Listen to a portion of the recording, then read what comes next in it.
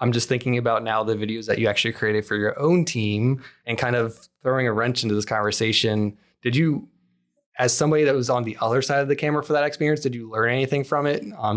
It's way harder than anybody thinks. Yeah. Okay. So everyone we've always worked with is always very nervous. Everyone hates seeing themselves on camera. You always sound weird to yourself. And we were no exception. Yes. We were all, I hate how it looks. I hate how it sounds. And everyone else on the team was like, no, you look great. It looks great. The message is perfect. Your speech was great. It was a really good experience for us because we then recently went through everything we ask our customers to do. Yeah. So we have a great appreciation for that. And I guess just staying on that topic a little bit, can you talk a little bit about like during that process of the video production, how you kind of help your customers get through that? So again, everyone thinks they sound weird or look weird. I do it with these podcasts. I'm like, I hate how I look, but get through it. Is there any kind of techniques or anything that you use to help get them past all of those? Yeah, so our job is to make it easy on our customer. And we help them identify talent. We help them with script writing. We'll work with the subject matter expert. Sometimes we're taking really technical material and we have to translate it for an easily digestible message for the audience, especially if you're using, for example, a K through 12 community or a college student community. You want to make sure you're targeting that group of people appropriately. And a lot of planning goes into that. So we'll make sure everybody has the scripts. We have a teleprompter, which everyone loves and breathes a sigh of relief. But our speakers have all been fantastic, and the teleprompter is a comfort. Most of them didn't really need it because it is their field. Personally, I love working with people, so I get the talent talking as we're running film, and that's the way we get great B-roll from our customers, and just set people at ease and get them laughing and being more comfortable in front of the camera. Yeah. So really just taking the anxiety out of it, making them, like you're saying, more comfortable. Definitely, I think, a benefit of working with us and a strength that our team has to be able to do that. What else do you want to talk about? I would say on that note that, sometimes we do come across someone that is either nervous or for whatever environmental reason, whether there's a background noise or something, we're having a difficult time making it through their interview.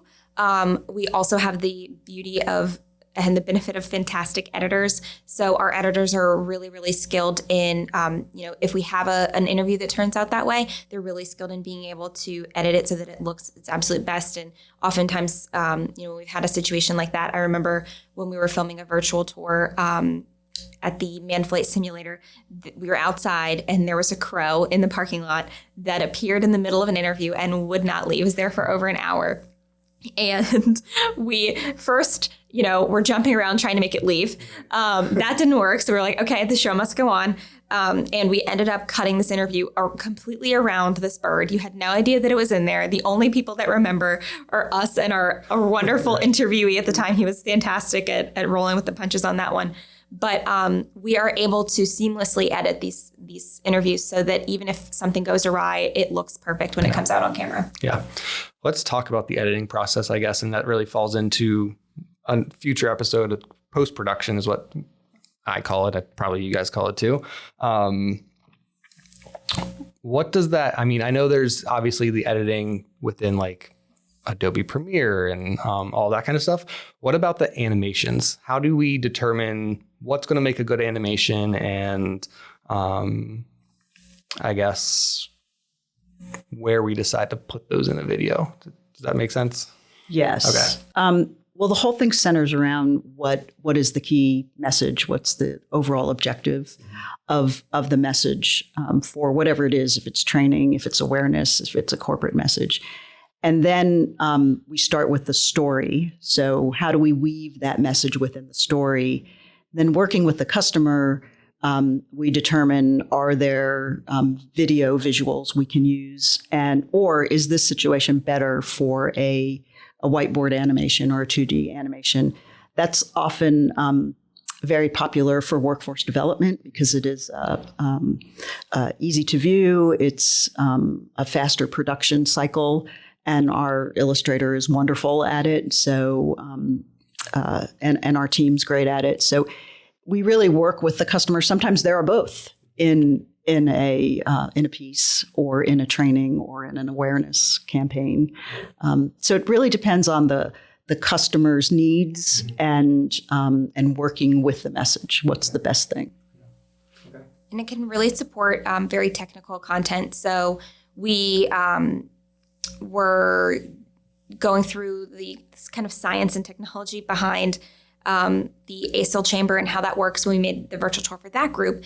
And, we're getting all of these notes from the SME on electromagnetic waves, and it bounces here. And then over time it gets smaller. And we're like, okay, great. But there's nothing that we can film that really cements that concept. So how are we going to communicate that to a K-12 audience? Right. A simple animation is a perfect way to do that.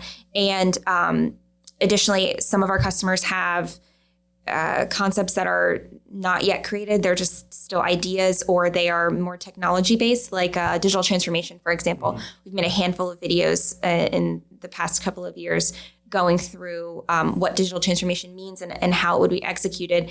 And at the time, there wasn't much tangibly that we could go and film or portray. So animation was the top choice for that. Yeah.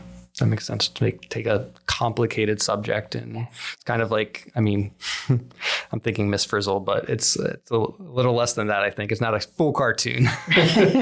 Right. Thank you guys so much for watching the first part of this episode. These episodes are split into 3 parts, and we'll get into a little bit more detail about what our process looks like and what you can expect in the next episodes of the Full Frame podcast. If you want to learn more about our video production team and specifically the virtual tours that they've produced, you can go to avian.com/virtual tours. That's avian.com/virtual tours. You can learn about all of the services that they provide and see some of the videos that they've produced in the past as well. Thank you again for listening to this podcast. Tune in next week for the next part of this episode.